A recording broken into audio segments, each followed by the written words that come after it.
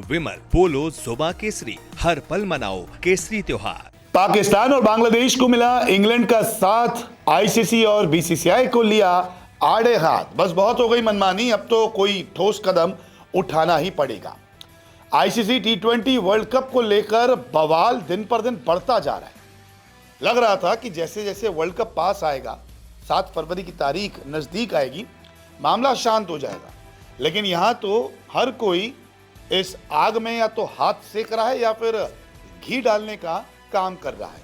और अब इंग्लैंड के पूर्व कप्तान नासिर हुसैन ने तो कुछ ऐसी बातें कह दी है जिसको सुन आप भी हैरान हो जाएंगे। नासिर हुसैन ने पाकिस्तान और बांग्लादेश का समर्थन किया है, जबकि आईसीसी और बीसीसीआई को आंख दिखा दी है और कई सवाल उनके सामने भी रख दिए हैं।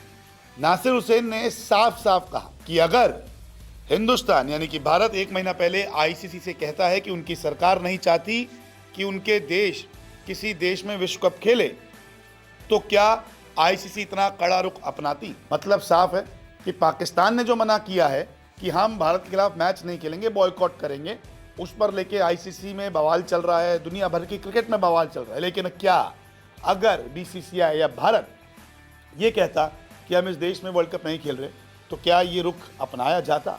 क्योंकि ये कहा जा रहा है ना कि ब्रॉडकास्टर केस कर देगा, सालाना कमाई रोक दी जाएगी और उस कमाई को ब्रॉडकास्टर कर दिया जाएगा क्योंकि पाकिस्तान की वजह से बहुत नुकसान होगा। लेकिन अगर क्या बीसीसीआई ऐसा करता तो होता? ये सवाल पूछा है इन्होंने कि पीसीबी ने कर दिया तो इतना बवाल, लेकिन अगर बीसीसीआई ऐसा करता तो कोई हंगामा होता या फिर नहीं। इसके अलावा भी नासिर हुसैन ने एक पॉडकास्ट में अपनी बात रखी और कहा कि बांग्लादेश और पाकिस्तान का कड़ा रुख अपनाना काफ़ी पसंद है, क्योंकि अब समय आ गया है कि कोई कहे कि बस बहुत हो गया। मुझे बांग्लादेश का अपनी बात पर अड़ा रहना काफ़ी पसंद है। वो अपने खिलाड़ी मुस्तफिजुर रहमान के लिए खड़े हुए हैं। और मुझे पाकिस्तान काफ़ी पसंद है। मुझे पता है कि ये पॉलिटिकल है। मुझे पाकिस्तान का बांग्लादेश के लिए खड़ा रहना काफ़ी पसंद है और किसी ना किसी स्टेज पर किसी को कहना ही होगा कि ये पॉलिटिक्स बहुत हो गई। क्या हम वापस क्रिकेट खेलना शुरू कर सकते हैं?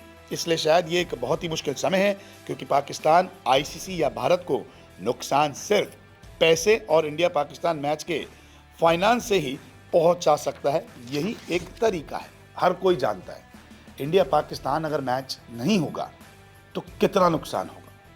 सबसे ज़्यादा देखा जाता है, पैसा लगता है, ब्रॉडकास्टर्स कमाई होती है, बोर्ड्स को कमाई होती है, और ऐसे में अगर मैच नहीं हुआ तो फिर नुकसान ही नुकसान है। तभी ये कह रहे हैं नासिर हुसैन कि कोई तो आगे आए और बोले कि ये सरकारों की बातें अब छोड़ दीजिए, आप जाइए मैच खेलिए।